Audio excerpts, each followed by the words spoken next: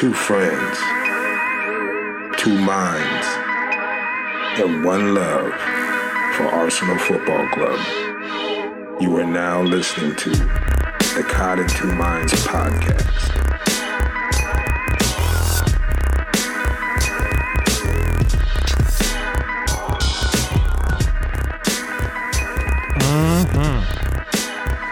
Oh, you mother. A summertime. What's going on, man? Hey, what's up, man? Oh, man, I'm chilling. No Arsenal this week. Yeah, it was relaxing. It's a relaxing week. Hey, Pete, coming off the great FA Cup final performance, you know? Yeah. Team played great, energized. Oh, gosh. Love to beat them headhunters. Yeah. Good times. So, let's see here. Wenger, you know, what has been just hovering over the squad for several months now. The decision of whether Wenger was going to stay or go, it's all dusted and done. Fitty, he's staying.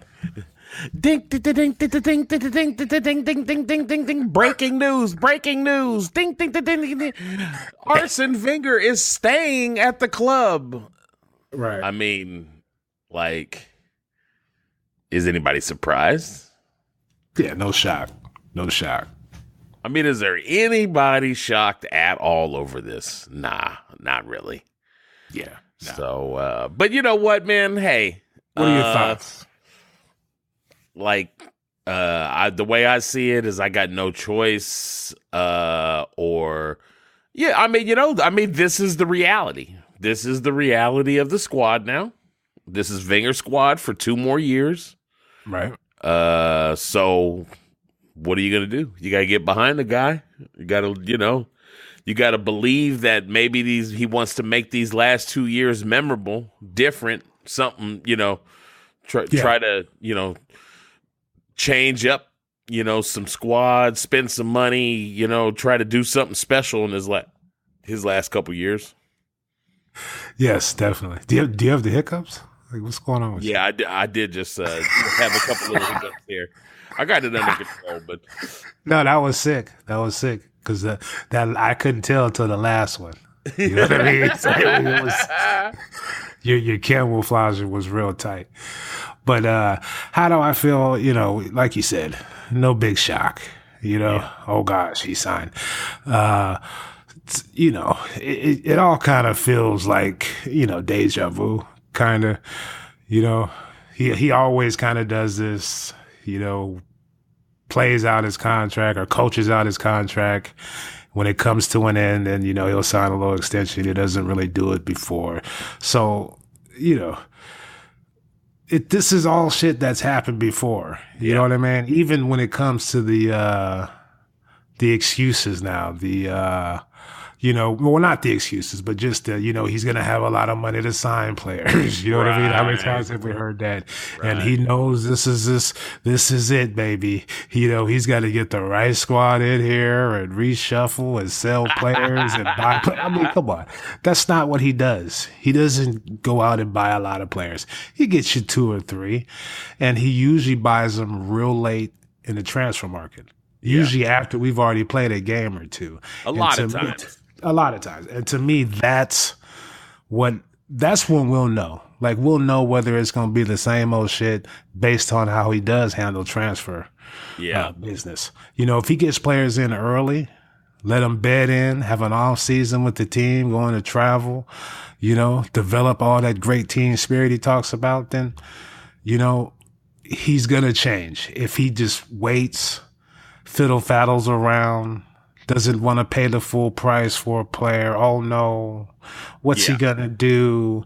They've already played 2 games and they lost 2, and boom, we got 2 signings in, just like that. You know what I mean? If he goes that route, then it's gonna be the same old thing. So I know. I mean, like I was the guy that thought Lucas should have got a little more play out this year. Mostly, because Arsene Wenger signed him. You went out and you got this guy because he was supposed to be something, a part of this team, right? How come you didn't play him? Like, exactly. Things like that where I'm just like, man, I mean,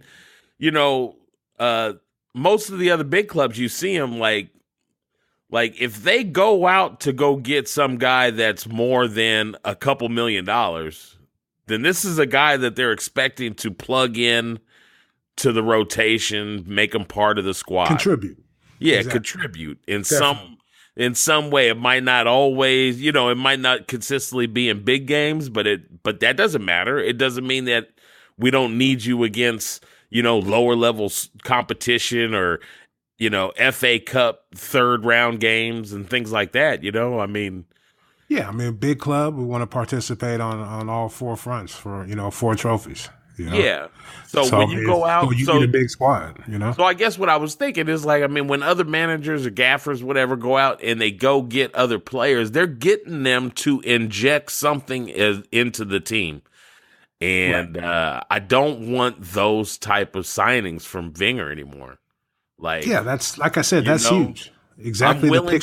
I'm willing to accept some of his vision that we're not signing people just for signing people's sake. We're signing people because these are the people we believe can help. I mean, those are words right out of his mouth. So then you have to say things like, what's up with Lucas?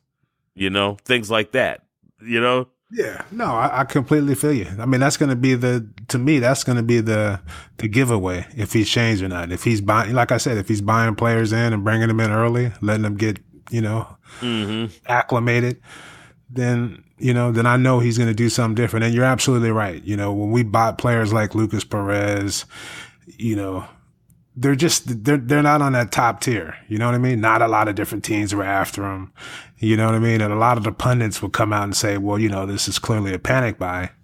Me being a fan and trusting in Wenger's, judge of talent, I think this guy's going to be good. I trust Wenger, but at the same time, Wenger's got to play him, like you said. So, yeah, either go after the very best of the best, spend buckets of money, or, when you do go out and get a Lucas Perez, get the best out of him, coach him up, Yeah. So, yeah. It's like Barcelona teams or something like that. Like they're not going to, you don't see them spending a lot of mid-range money on players. Either they see Suarez, right, and they go spend a bucket load to get the person that they believe is going to deliver what they're looking for, or they kind of pick guys off of their youth squad. They go and they pick pick players. That don't. Yeah, so they're not in that 35, that 20 to $35 million bidding range. Either they're spending $60 million on somebody or they're developing youth. Exactly. So yeah, hopefully, this will be the end of this. I know it's been talked about all week, last week, but yeah. He's back. To me, he's back. I'm happy. You know what I mean? The way they handled it is another thing that has to change. All the little dumb secrecy shit, the, the silliness of if he's going to stay or not. This is a huge club.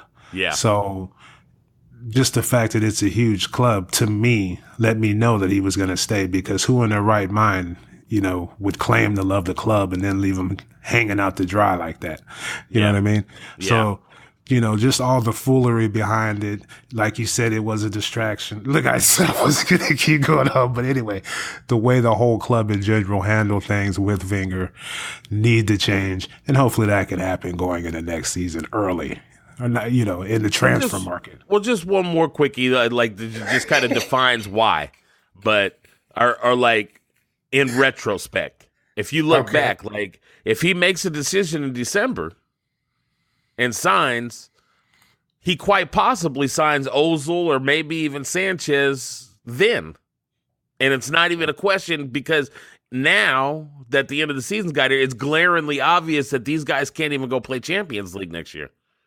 So Right. so I mean, he has his theories, but other people have their theories, and you know what? Your shit's not always right, Vinger. Exactly. And Exactly. my shit's not always right either. But here's a case where you may have hurt yourself. Definitely. So, yeah, and that's enough of that. There was a Champions League final on Saturday. Yeah. Real Madrid taking on the old lady Juventus. I said it like some of those fucking hipsters. Juventus. Juventus, Juventus, and what can we say? Cristiano Ronaldo, he could still score goals. I give him that. Coming into the game, I thought Juventus would win because of their defense, and that's all they really talked about. But man, talk about not being able to get hold of the game in the midfield. It was I don't insane. know, I don't know. It's a trip because Real Madrid's not when I watch them, there's nothing glaringly dominant about them. Exactly. Other than they have 10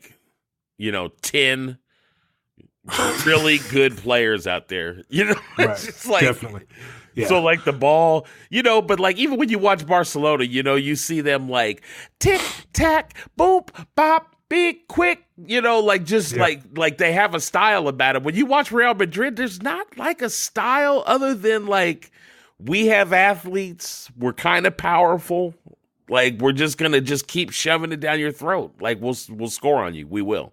Eventually. But I will say the technical ability and some of the first touches, you know what I mean? Just the way they really were able to just kind of flick the ball around and control it and just slowly gather space into the Juventus half. And then once they got it in there, they just kept wave after wave. Yeah. So, congratulations to them. It was a fun game to watch. It didn't turn out the way I thought it would. I thought Juventus would go in there and crush them.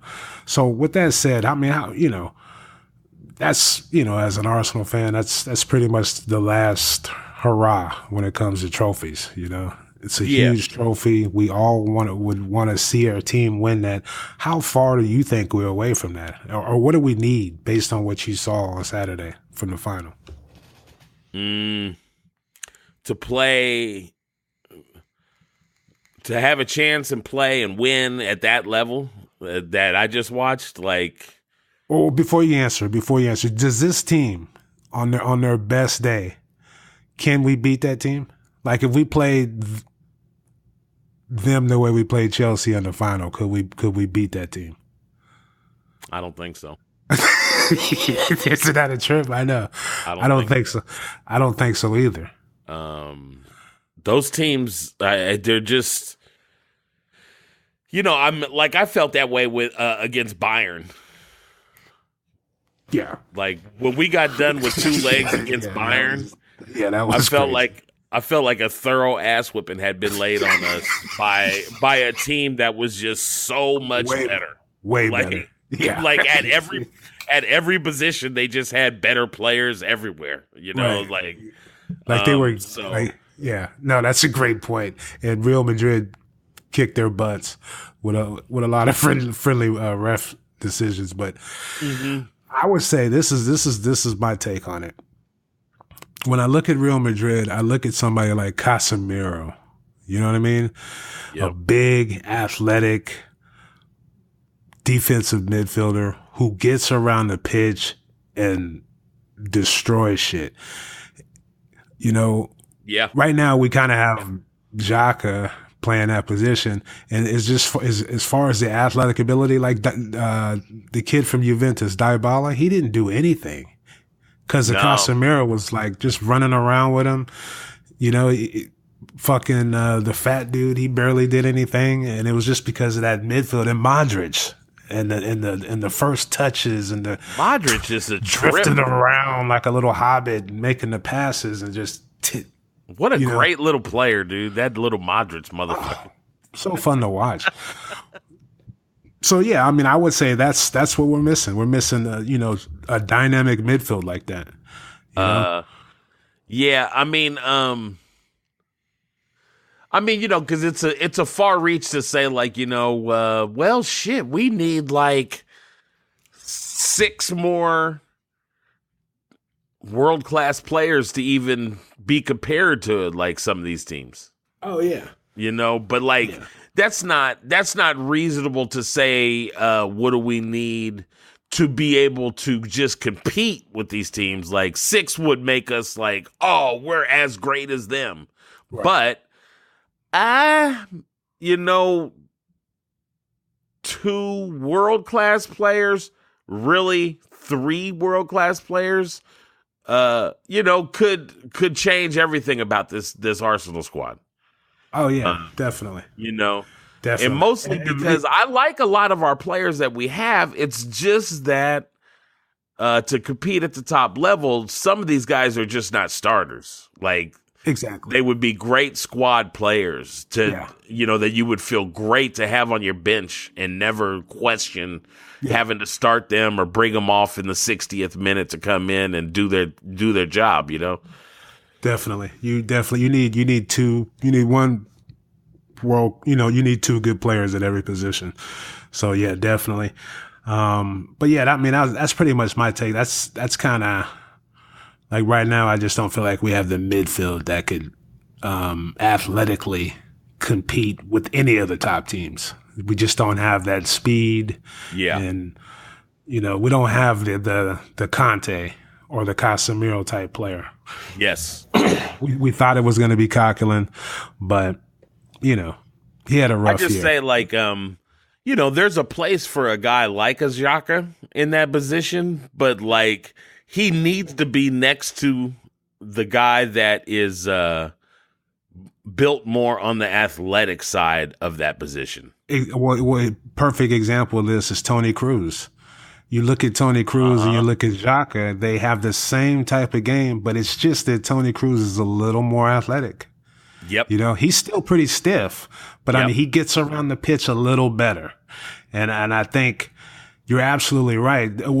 Based on what you just said, we would need we would need Conte from Chelsea. A Conte type, yes. That type of player can play with Xhaka really, really well because he just covers so much ground. Or Casemiro, but that's the guy we need to go with. Somebody that is sound and defensive first. Right.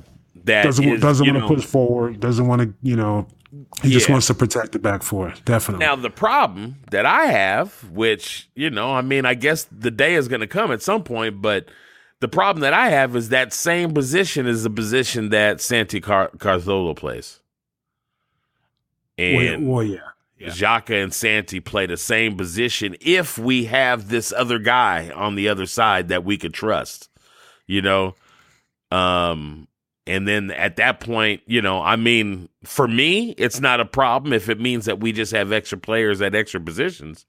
Right. But I always wonder how some players that, are trying to stay up on the national teams that they play for and all that, are going to accept like, hey, you're not playing every week. You're not going to play every week. Well, yeah, definitely. That all goes down to Wenger, man management, shit like that. We're going to shit the bed in that area. I mean, if the reputation of Arsenal was better, then nobody would question a player that, only played, 60% of the time for Arsenal. They accept that from Barcelona players and Real Madrid players that, I know you're not playing every day, but you do play for Barcelona. So, right. We know you're you're fine. You're good to go. We know you're good to go. Yeah, definitely. But for Arsenal, they're like, you're riding pine for Arsenal? I don't know about that.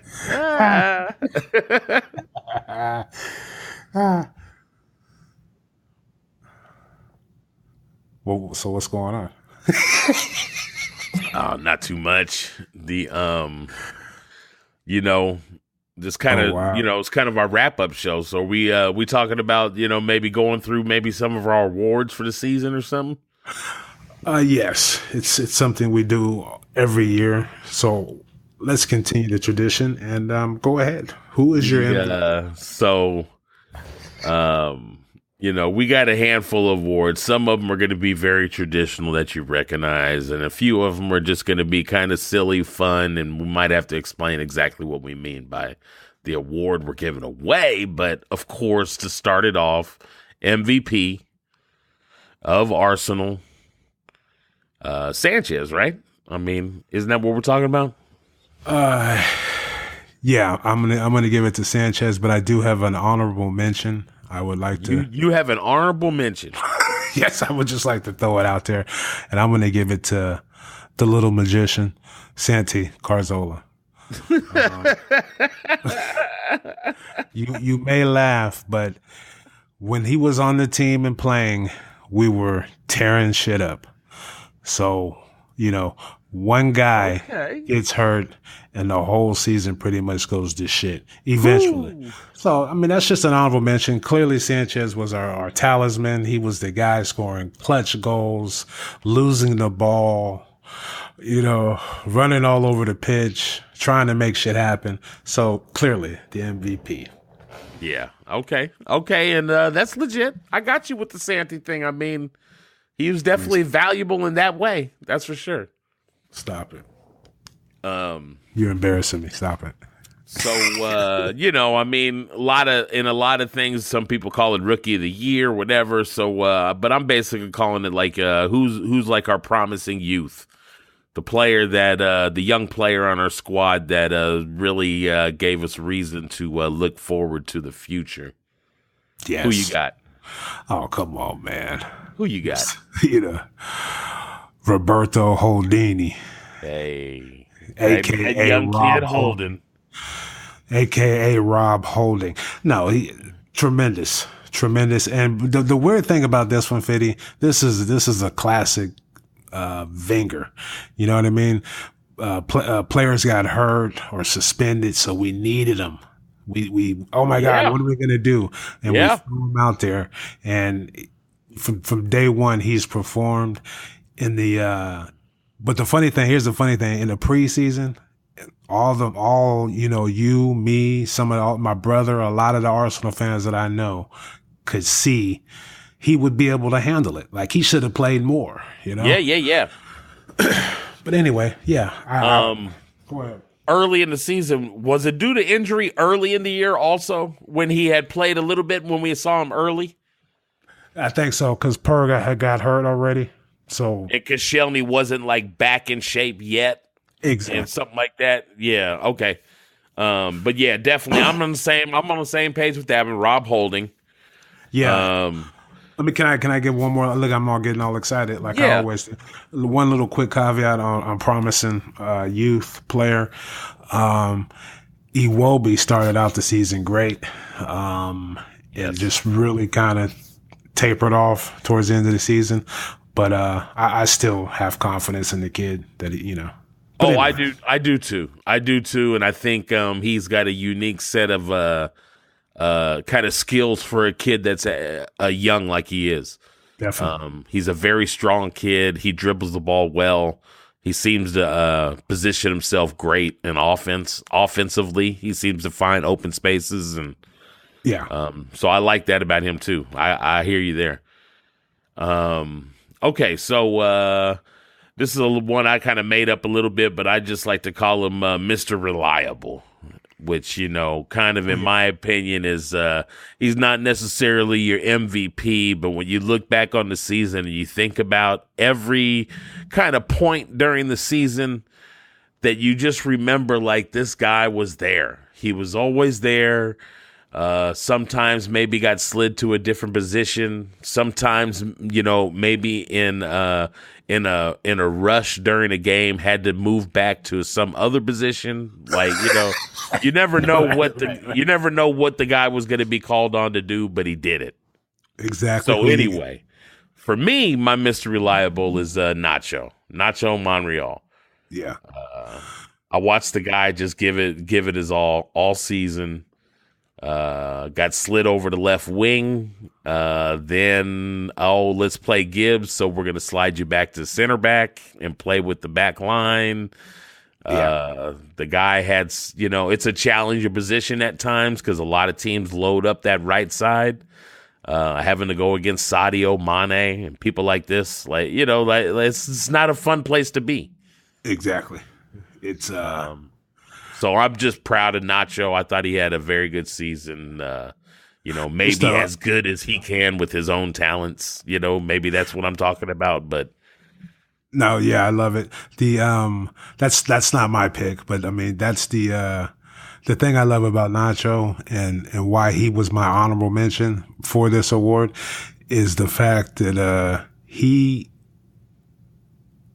tries. You know what I mean? Like you can clearly see him giving it a go every single game. Even if he's getting roasted by some Bo Jackson African looking dude, like he's still in the fight, trying to do whatever he can do.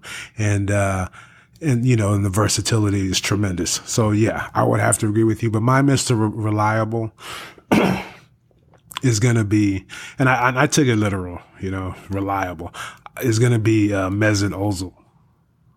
Okay. Okay.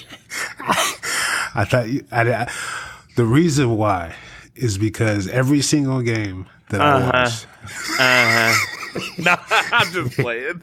Every single game that I watched this year, I was going to get the same thing.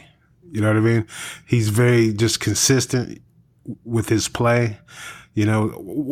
As far as just the amount of work he puts in, it's reliable. He's not going to go overboard. He's not going to go underboard. It's just consistent.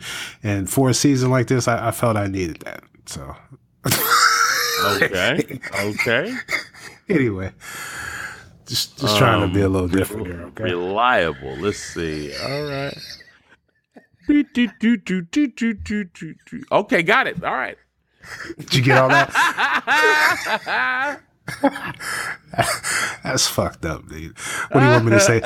You want me to say Holden too? Oh God. I gave Ozil an award this year, so we're getting to that.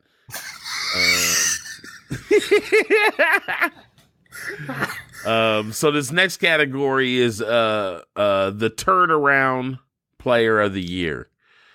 That's a guy that you had envisioned was going one direction, and by the end of this season, you've got a different feeling. You got a feeling like maybe he's got this thing turned around, and he's he could be a valuable player to our squad. So I'm gonna give you a second to think about it, and I'll just tell you that like my turnaround player of the year was the Ox. I like it.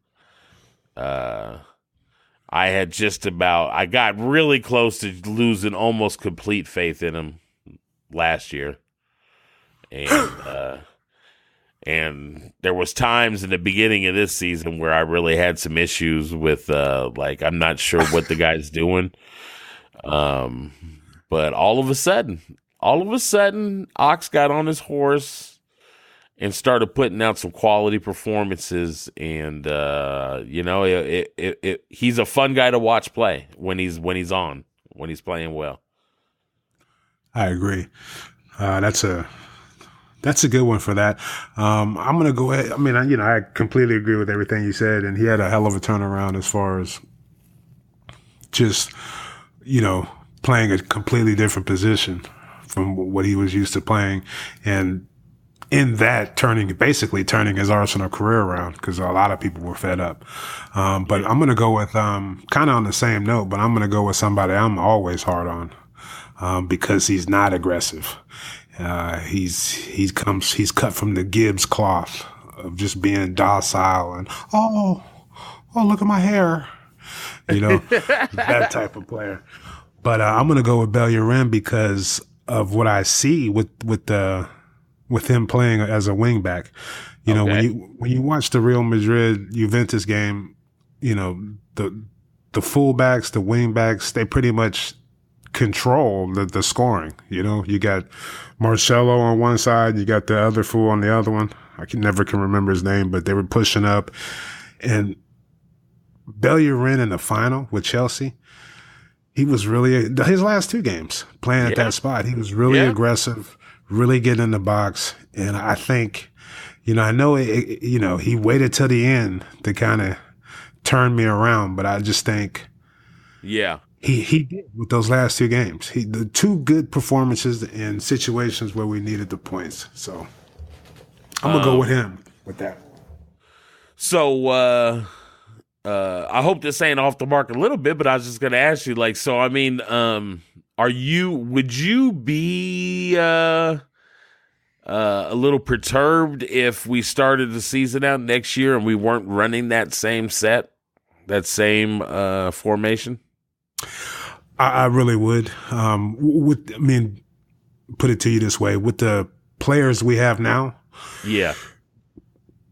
Like if he didn't get anybody else and he decides to change the formation, it would be shitty because it looked like Purr could play like 2 more years in that formation. You know what I mean? Right, as long as he's got 2 center backs who are athletic, he can just kind of sit back there and clean shit up. And then you got Bellerin, and we got this left back dude who's really aggressive, has a lot of assists. You know what I mean? So it seems like we have the players that can be effective in it. And in the last 9-10 games, however many we've ran it, we've been effective. And we beat Chelsea. So sure. It feels to me like it would be a bit of an insult or a bit of a missing the mark if Wenger decided to like go back to his old formation and run the offense. You know what I mean? Yeah, it would be some extremely Wenger shit to do. Yeah. I'd have to admit, I think I'd be a little pissed, but okay. Yeah, definitely. Okay, so it's time for a few silly ones. So anyway, I called this one the miss the mark player of the year, the guy that just missed the mark. And so this is where I actually put Mesut Ozil.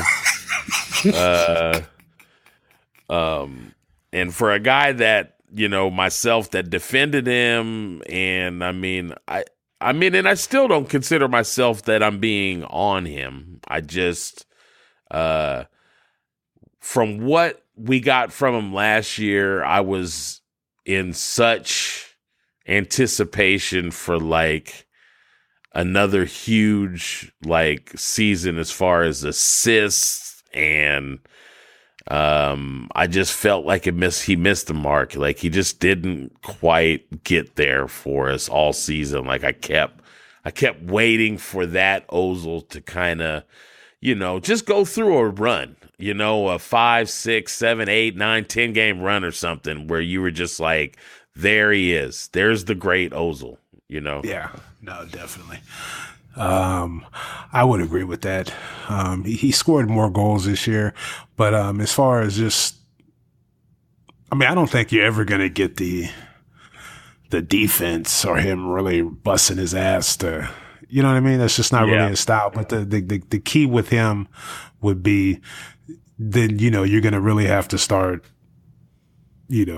producing assists, being a little more aggressive offensively if you're not going to hustle on defense. Like you can't hustle on defense and then just kind of, make some killer cool pass, even though you have a shot, right outside the box. You have a great left foot. Pull the fucking trigger, dude. Right, right. So yeah, no, I feel you on that. My Mr. Mark is going to be Theo. And Theo scored quite a few goals this year. But he didn't score important goals. And throughout the course of the game, Theo gets lost. Throughout the course of the game, Theo gets lost to the point where he's barely getting touches. He's barely making passes. And it's just like, dude, what are you doing out there from an offensive point of view? That happens too much. If he can get that out of his game and just be a constant threat throughout the game, then, he could be tremendous as far as scoring goals and just playing out there on that wing. But, he missed him. He's a buster, all the giggling and the beard and all the, come on, dude. Get serious with your career, dude. Oh man, that's so great the way you just put that, because my next award is what I like to call the Joe Bag of Donuts award. And Joe Bag of Donuts, basically, that's like a term, if anybody's not familiar, that's like a term that's just basically saying like, the guy's vanilla. He's, there's nothing spectacular about anything he does. He's just your everyday, Joe Bag of Donuts down there on the block, and it seemed like what you were just explaining about Theo Walcott is exactly why I put Theo Walcott as my Joe Bag of Donuts dude.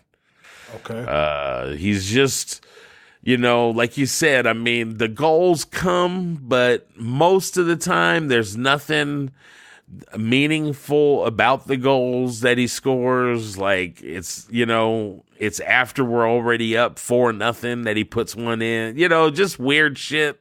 Yeah. He's a mess. He can fool you into thinking like, oh my God, if Theo keeps giving us this, then man, he could be one of the main, players, in the league, which, you would think he is since he plays for the national team a lot. He hasn't been getting called up lately though. But he hasn't been getting called up lately. Yeah. But you're right though. He's got tons of caps, so. Yeah.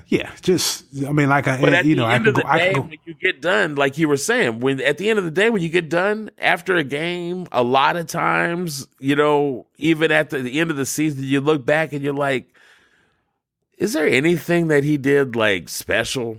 I do remember early in the season getting excited about Theo because he had went on a goal scoring run for a little while. Right.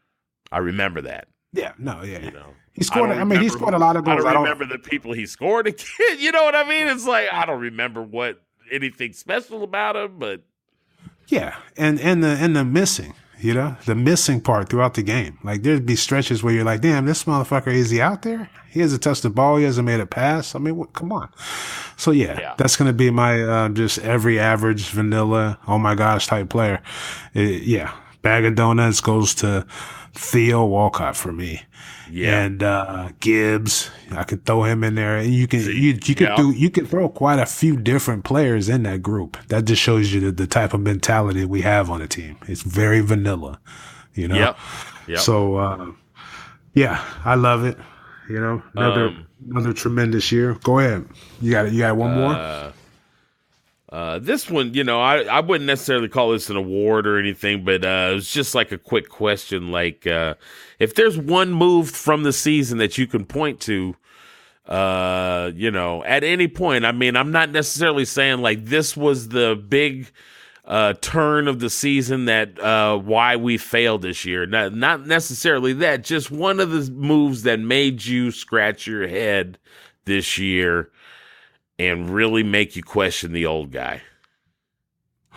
I would have to say there's a couple. There's a couple things, but I can narrow it down. But the just playing players throughout the course of the season, just constantly playing the same players over and over again, no matter what type of form they're in.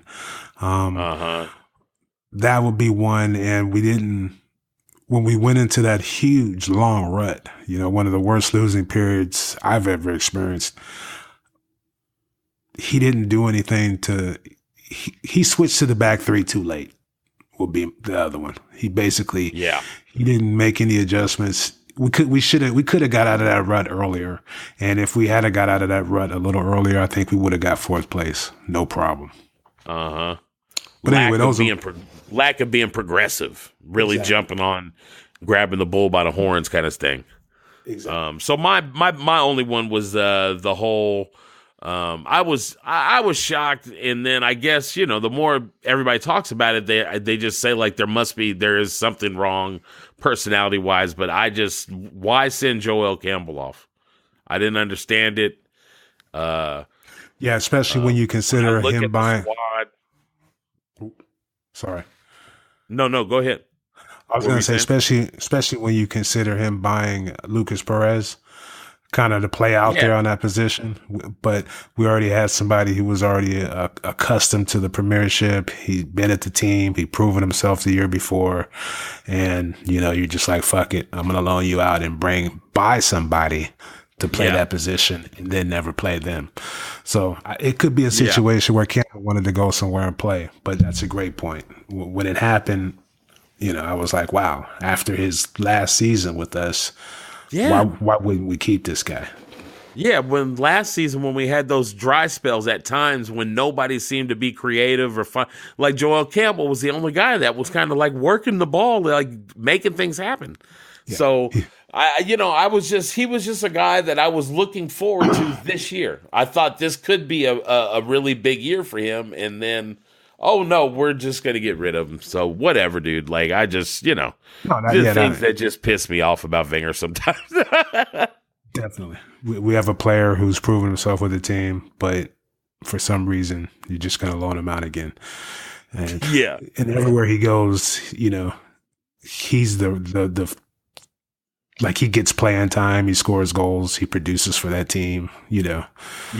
So, yeah. All right. Completely. So we got one last award. Like I said, it's silly time. We're having fun. So anyway, I'm going to call this is our first annual Caught in Two Minds award. All right. So what I'm basically explaining is that, this is up for your own interpretation, like how you see it. But our annual Caught in Two Minds award will be for the guy that you think at times displays the promise and the hope that you want for your squad to play with, and at other times makes you wish that you could throw a bottle of beer at him. Most frustrating player. So you get what I'm saying? You get what I'm alluding at? He's caught in two minds. At times he displays what a player I am, and at times he displays I don't know what the fuck I'm doing out here. And we can only name one, right? That's it. I want the one player that fits the mold more than anybody else for you. Because I can name like 6 right off the top.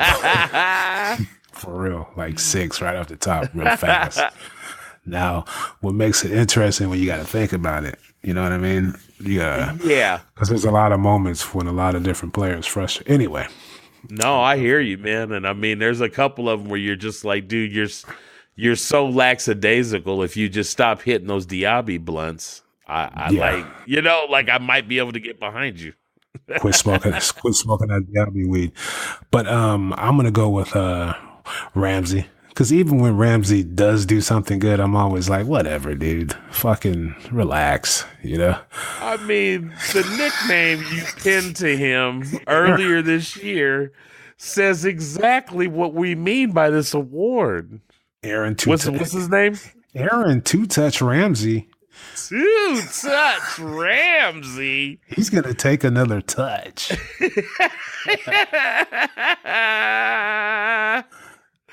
Two-Touch with the back, yo. Ramsey goes on a beautiful run. Oh, that's Ramsey. He's in the box.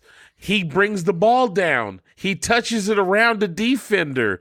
He should put it in the bottom left corner. No, he flies it into the 25th row of the seats. Yeah. I don't know why he didn't just toe poke it. It was wide. Just come on, man. Please, Aaron, please. Yeah.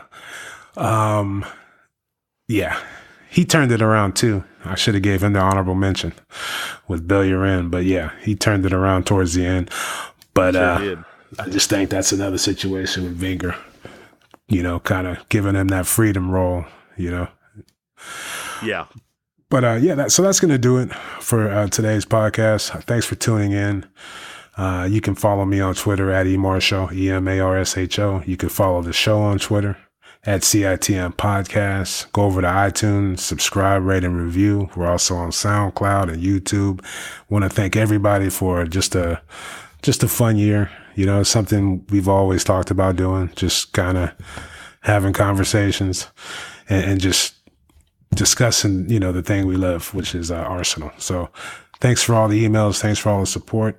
And peace. Hey, I'm at Guna Rush on Twitter, at Guna Rush. And hey, if you got any ideas for some of these awards, drop us a line. Let us know. Yeah, Tell us if you think you got something better for some of these awards. I mean, come on. Somebody might have a better Joe Bag of Donuts, okay? I wanna see somebody make an argument for Sanogo for promising young player of the year. You know? Anyway, check Mondays. We're just going to keep them coming. We'll talk about all kind of shit. Transfer market, what's Wenger going to do, who we need, what are the rumors, movies, all kind of shit. So tune in all summer, and peace. Peace out, y'all. And don't forget, Golden State Warriors. Golden State Warriors. And the Arsenal Gunners.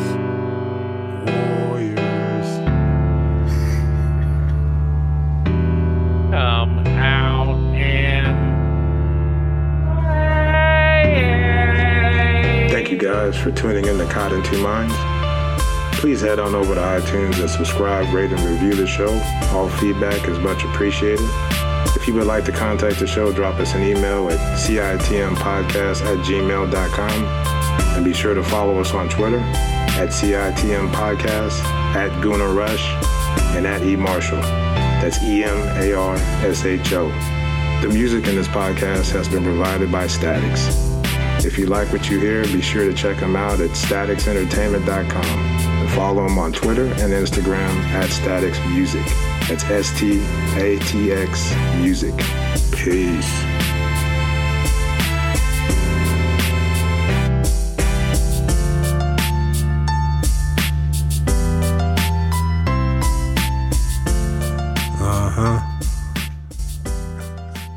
Look at you.